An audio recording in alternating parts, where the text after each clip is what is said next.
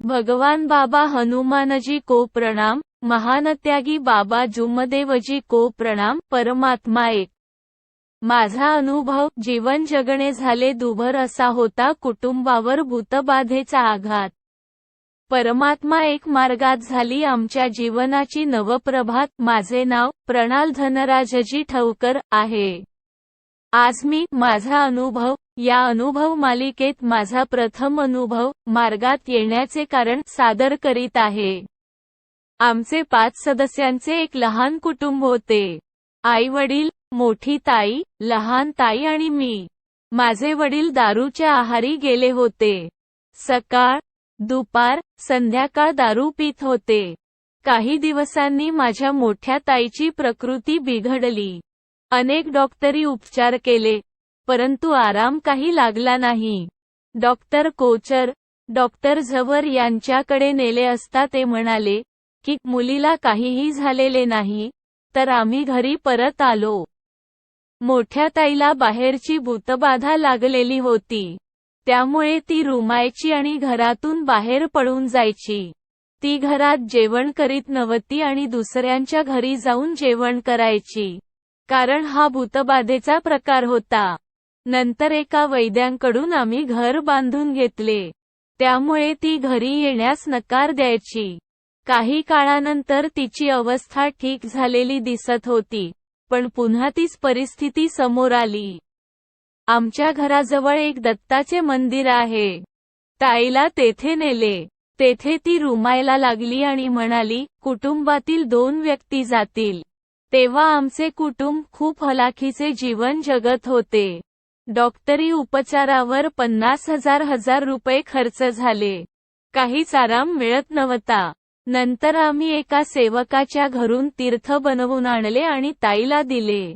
त्यामुळे काही वेळापुरता आराम झाला, पण पुन्हा जसेच्या तसेच झाले। याचे कारण असे होते की माझे वडील दारू पीत होते। आम्ही एका बाबाचे धागे दोरे केले तर आराम झाला। पुढे लहान ताईची प्रकृती खराब झाली। ताईला पण तोच त्रास सुरू झाला। ती आपल्या शरीराला चुलीतील राखड लावायची आणि पागलासारखी वागणूक करायची। घरी आल्यावर प्रकृती खराब होत होती आणि दवाखान्यात नेले की प्रकृती सुधारायची। आमचे घर भूतबाधेने जणू बांधलेले होते। अमुक तमुक सांगायला लागली होती। इंदौरा या गावातील एक तांत्रिक आणले। त्यांनी काही सामान घेण्यास सांगितले। त्यांनी रात्रीच्या वेळेला आमच्या घरी माझ्या ताईच्या अंगामधून रात्री 1 वाजतापर्यंत भूतबाधा काढली। नंतर आम्हाला त्यांनी काही धागे दोरे करून दिले, त्यामुळे काही प्रमाणात आराम मिळाला। काही दिवसांनी ती भूतबाधा माझ्या वडिलांना झाली। सकाळ, दुपार ते दारू पिऊन घरी यायचे, मार झोड करायचे, चिडचिड करायचे। सर्व पैसे दारूमध्ये खर्च करायचे आणि घरी काहीच सामान आणीत नव्हते। त्यांना भूतबाधेमुळे छातीमध्ये त्रास व्हायचा। ते दररोज दारू प्यायचे। माझे वडील एका इंजिनियर साहेबाचे काम करायचे। साहेब मनरेगाचे काम द्यायचे, त्यात 200 रुपये रोजी मिळत होती आणि संध्याकाळ झाली की दारू पीत होते। एक दिवस तर माझ्या समोर दारूचे बिल त्यांनी दिले। पूर्ण पैसे दारू पिण्यात खर्च करायचे। पुढे माझी प्रकृती बिघडली आणि मला सुद्धा बाहेरची भूतबाधा लागली। कुटुंबात फक्त आईला सोडून आम्हा सर्वांनाच बाहेरच्या भूतबाधेने कवटाळले होते। माझ्यासाठी अनेक वैद्य वाणी केली, पण आराम मिळत नव्हता। माझे 12वीचे सराव पेपर जवळ होते। माझे मन अभ्यासात लागत नव्हते आणि इकडे तिकडे भटकत होते। तसेच मी चिडचिड सुद्धा करायचो। कुटुंबातील या सर्व त्रासाने 1 ते 2 लाख रुपये खर्च झाले होते। माझ्या एका मित्राला पण भूतबाधा लागली। त्याच्या घरी बांधलेले धागे दोरे बघायला गेलो, पण त्यालाही काही वेळेपुरताच आराम लागलेला दिसला आणि पुन्हा जसेच्या तसेच होत होते। माझे 12वीचे पेपर जवळ आले। भूतबाधा निघत नव्हती आणि इकडे वडील दारूच्या व्यसनाच्या आहारी गेले होते। काय करावं काही समजत नव्हते। वडिलांनी विचार केला की मला काही झाले तर माझ्या परिवाराचे कोण करणार आहे? 4 वर्ष परिवारात भूतबाधेचा त्रास होता, त्यामुळे संपूर्ण कुटुंब कंटाळून गेले होते. कारण वडील वेड्यासारखे करायचे आणि आम्ही पण त्याच भूतबाधेने विचित्रपणे वागायचो. माझ्या वडिलांचे ज्यांच्या सोबत उठणे बसणे होते त्यातल्याच काही लोकांनी सांगितले, की तू परमात्मा एक मार्गात प्रवेश कर. तेव्हाच तुझा त्रास दूर होईल. वडिलांना मार्गाबद्दल माहिती होती. कारण सहकारी मित्र नागपूर मंडळ अंतर्गत सेवक होते. माझ्या मामाकडे सुद्धा परमात्मा एक मार्ग होता. या मार्गाची रूपरेषा मला माहिती होती. कारण माझे सर्व मित्र परमात्मा एक मार्गात होते. त्यामुळे मला या मार्गाची आवड होती. नंतर आम्ही विचार केला आणि पुढे गावातील काही लोकांनी वडिलांना समजविले व परमात्मा एक मार्गात प्रवेश घेण्यास सांगितले. तरीही माझे वडील मानत नव्हते.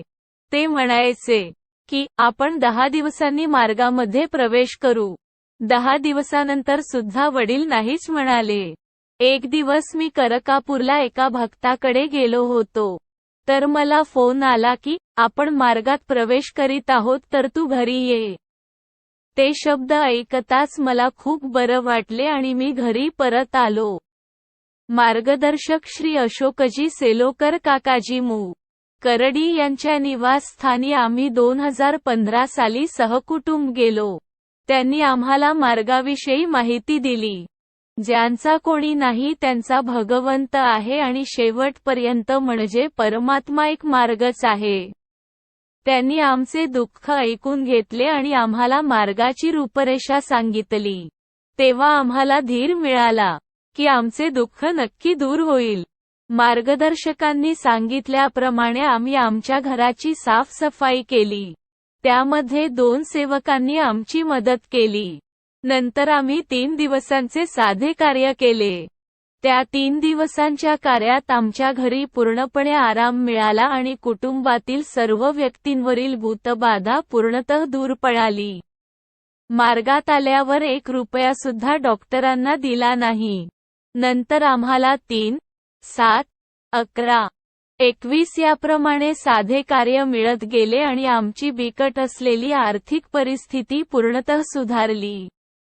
आमच्या कुटुंबात सुख शांती नांदू लागली होती. नंतर आम्ही त्यागाचे कार्य केले. आमचे त्यागाचे कार्य कोणतीही अडचण न येता अगदी आनंदाने पार पडले आणि हवन झाले. पुढील 9 हवन कार्य सुद्धा अगदी आनंदाने पार पडले. पुढे वर्षभरात माझ्या वडिलांच्या भाचीला सुद्धा भूतबाधा लागली होती. माझी आई तिला आपल्या घरी आणायचे असा हट्ट करून बोलू लागली. तर माझे वडील खूप रागात येऊन विचित्र शब्दात बोलले, की तुला नाही आणायचे म्हटले न. असे बोलून रागात घरून निघून गेले. त्याच रागात माझ्या वडिलांनी मार्गात असून सुद्धा दारू पिली. त्यामुळे वडिलांचा हात दुखायला लागला आणि हात वाकडा झाला. अनेक डॉक्टरांकडे औषध उपचार केले. पण आराम मिळत नव्हता आणि पुन्हा आमच्यावर दुःख परत आले. नंतर वडिलांनी जवळजवळ 2 महिने हा खुलासा मार्गदर्शकांजवळ केला नाही. काही दिवसांनी मार्गदर्शक काकाजींच्या घरी गेले आणि तेथे आपल्या चुकीचा खुलासा केला. काकाजींनी आम्हाला 7 दिवसांचे माफीचे कार्य दिले.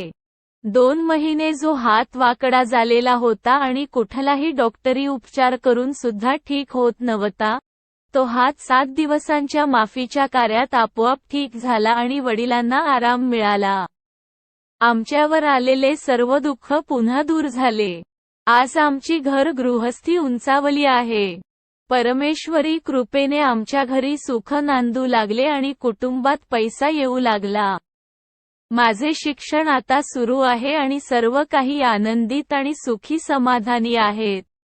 लिहिण्यात काही चूक भूल झाली असेल तर भगवान बाबा हनुमानजी व महानत्यागी बाबा जुमदेवजी यांना क्षमा मागतो. नमस्कार. नाव प्रणाल धनराजजी ठवकर. पत्ता मु. करडी त मोहाडी जी. भंडारा. सेवक क्रमांक 45007. मार्गदर्शक श्री अशोकजी सेलोकर. करडी.